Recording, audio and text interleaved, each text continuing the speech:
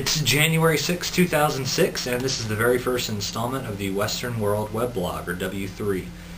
Just to give you a little background, I've decided in the new year, 2006, that I wanted to start a video, kind of journal, if you will, and I thought that it might be able to capture me speaking a bit more extemporaneously than I would whenever I'm writing, or capture my thoughts better, at least that way, because sometimes when you're writing you can kind of edit your thoughts, if you will. When you're speaking, it's a little harder to do that, although I may try doing that in the video editing software later on. We'll see how it goes.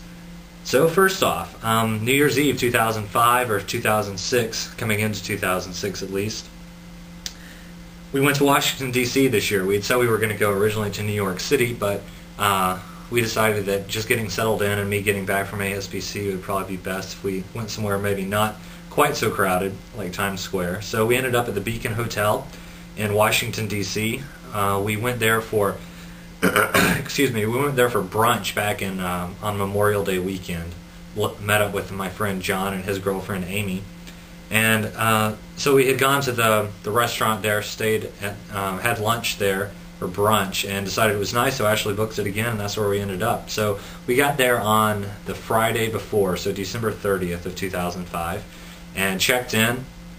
The room was a little bit smaller than we had originally anticipated. I guess it wasn't as much small as that. It had a long hallway in it, and this hallway seemed like a lot of wasted space to both Ashley and I. But at any rate, we set our stuff down, went out and started walking towards the mall, and ended up at the National Archives at probably about 4:30, 4:45. So I had never been there before. Ashley had. I really wanted to see the Bill of Rights, the Constitution, the big historical documents of our country. So we got in line about 4:45. Thankfully, we got up to the front of the cutoff point at least by 5 o'clock, and that was the cutoff point. They turned anyone away who arrived at that point past then. So within about 10 minutes we had arrived up to the rotunda area, which I've got some good photos of. And they took groups of probably about 15 or 20 people, got into there, and got to see the Constitution of the United States. It was a big deal for me. I mean, taking the oath of office and realizing that you're swearing to uphold that document, it's a pretty big deal seeing it in person. So we only had about 25 minutes there, got to see the Constitution, the Bill of Rights, the Magna Carta, the Louisiana Purchase, which was cool. And then we headed out, started walking back to the hotel, decided to catch a cab would probably be the best option because we were a little tired from the walk over, probably about 1.5 miles, 2 miles. So get back to our hotel, we're both very hungry, decided that maybe we should check out the melting pot. We knew there was one nearby on Connecticut Avenue. So we started walking that way. It looked like it wasn't crowded at all. We walked down the stairwell into it. Turns out they didn't have any availability for about 3.5 hours. So we were a lot hungrier than that would allow us to do. Decided to just walk up and down Connecticut Avenue, check out what restaurants they had. Ended up at an Italian joint called Bertucci's, which was really good. So I had a pizza there. Ashley, I can't remember what she had, some sort of pasta, I believe. But after that point, we decided that it was time to go try to find a sports bar so we could catch the Peach Bowl. LSU was playing Miami. I was rooting for Miami. I don't know why. I don't even like them, but I really don't like LSU. So I was rooting for Miami at first, and then Ashley convinced me otherwise. So we ended up at this soccer bar called Lucky Bar, which was almost directly across the street from the Bertucci's restaurant. The guy who was checking the IDs at the door, kind of random, he was went to Tulane for a while, so when he saw Ashley's Louisiana ID, got into a conversation with him. As luck would have it, he would end up spilling water on Ashley later on, trying to bring a chair through the bar, but that's neither here nor there. Let's see, so we were at the Lucky Bar for, I don't know, about 2 hours. Chilled there for a while, then went across the street to Club 5. We'd gotten this club upon recommendation from a few people on a disco forum. Went to go check it out. They had dollar well drinks, so you paid $1 for vodka, and you ended up paying like $8 for a Red Bull. So, well, it seemed like you were getting a deal you really weren't. Only stood there for a little while, or stayed there maybe for 25, 30 minutes, then ended up going back to the hotel, catch the end of the game at the hotel bar, had some wings and a Jack and Coke, so that was fun. Get up the next morning, I don't know, around 10 a.m., decided that we were going to go try to find somewhere to eat brunch. Most of them didn't open until 11 o'clock, and we were walking around Connecticut Avenue probably at around 10:45.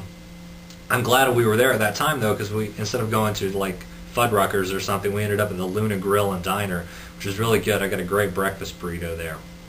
After that, we decided to take off to the mall, see if we could find a Smithsonian that both of us wanted to go to. Ended up going to the National Art Gallery, the West building, that is, because they got an East and West. That blew my mind. I really didn't know what to concentrate on. It was like we had Degas, we had Monet, we had Picasso, and if you spent more than 20 seconds of viewing any of them, as if you were never going to get through a wing of the building. So you can't really take in the art, I guess, at that point, but it was still great getting to see it. Then after spending, I don't know, probably about 2 hours there, we went over to the Air and Space Museum, which was a lot of fun. Got to see the Wright Flyer, the original one from the early 1900s, and then we ended up seeing an IMAX movie. Who was it narrated by? Tom Hanks. It was something. It was like computer-generated spacemen on the moon reenacting the Apollo mission, so it was kind of fun. Learned a lot of history about the Apollo missions there. After that, we took a cab back to the hotel to get ready for dinner. We were linking up with John and Amy again. This time we let them pick the restaurant, and they chose DC Coast, which was on either K Street or M Street, one of the two. Really good stuff. I ended up going with the the New York Strip that night, as did Ashley. John got a really good tuna steak, it looked like. Had chocolate cake for dessert. Wanted to have a lobster bisque for an appetizer. So very, very rich meal. It was a really good time. Then we had made reservations at this, it's kind of like a lounge, kind of a bar. I would liken it to probably what Centrafly was like in New York before it got shut down. Kind of hip and trendy. Got there though about 11. No, I guess it was about 9:30, 10 o'clock on New Year's Eve. This is where we were going to, ring in the new year. But the line outside was ridiculous. We finally got inside. No bigger than, I don't know. They said the entire club was 2,700 square feet, but the entire upstairs was blocked off for people who had bought the $300, $400 tickets. We hadn't done that, so we were on the ground floor. They had one restroom. I say one restroom, it was like literally one toilet for both men and women. So we were hesitant to, drink anything, water or any alcohol, because we would have to go to the restroom at some point. We were only there maybe for about an hour, until about 11 o'clock, at which point it was obvious none of us were really enjoying it. Amy, John's girlfriend, I think got her feet stepped on or had uncomfortable shoes. Whatever it was, I wasn't having a good time, they weren't having a good time, so I suggested we go back to the hotel, try to watch Dick Clark, because we knew he'd had the stroke the year before, watch him ring in the new year, and I could get a bottle of champagne from the hotel bar. Well, called the hotel, couldn't get in touch with anyone that could connect me to the bar, so once John drove us back, he hopped into valet, and I went to the hotel bar. Apparently I was crashing a paid party. It was like an open bar, but you had to pay to get in there. Well, I said I was going to the restroom, which I did, and then I ended up going to the bar and tried to get a bottle of champagne. I couldn't do that, so I got 4 champagne flutes and brought those up to the room.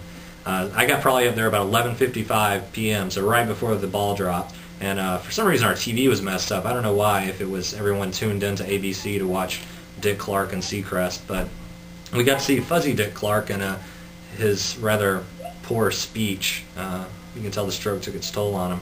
So, got to ring in the new year. Went to bed probably about 12:45. Nothing wild and crazy like in years past. Next morning, January 1st, got up. We had to check out this day. Finally got out of the hotel probably about 11 a.m. We had slept in. We were both pretty tired. And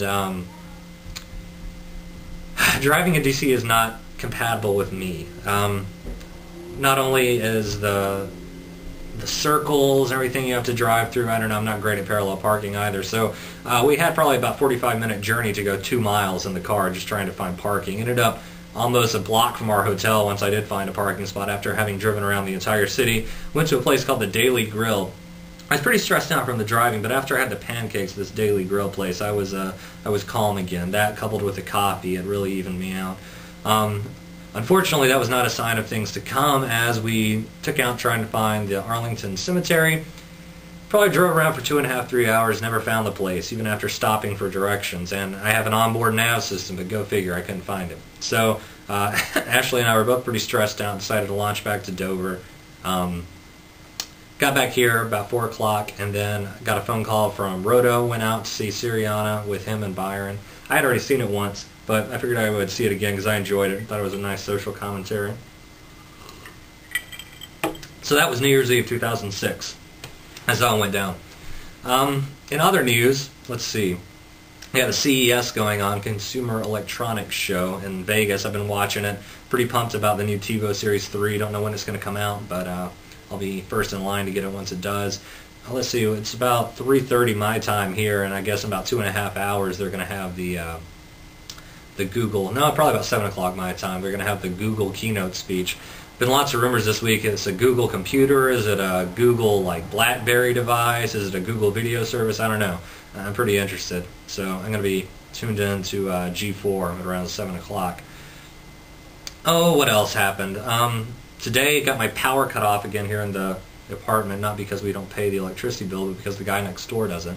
And the power meter's mislabeled at the end of the building, so this is the second time in about 2 weeks it's happened. At least we're getting out of here in about a month. We've locked down a townhouse across the street, probably about 175 yards away from here. So we're going to be moving in, almost double the size of the apartment right now, so it'll be nice. I know both Ashley and I are really looking forward to that. Because of that move, though, I've been doing a little TV and furniture shopping, looking for a bigger TV for the basement. I want to get maybe an LCD. Don't want to get plasma because I'm ultimately going to have video game systems hooked into this. But I'll probably have to save up for a little while to get the kind of TV I really want. But this is kind of the calm before the storm. Next week is the UCI, Unit Compliance Inspection at Work. It's going to be pretty intense for about 2 weeks. We're probably not even going to get the weekends off during this inspection period. But it'll all be over on the 17th. It's too bad it overlaps with Ashley and I's first anniversary, but it will be done here in a couple weeks. And the stress level of everyone at work, I think, will really drop down after that, which will segue us right into the move next month, February. We get into the townhouse on February 15th, so we're going to start shuttling stuff day by day, little by little, over a 2-week period over to that townhouse, and then we're going to have movers come on the 17th to get our big stuff like the bed and the bar and the tables and whatnot.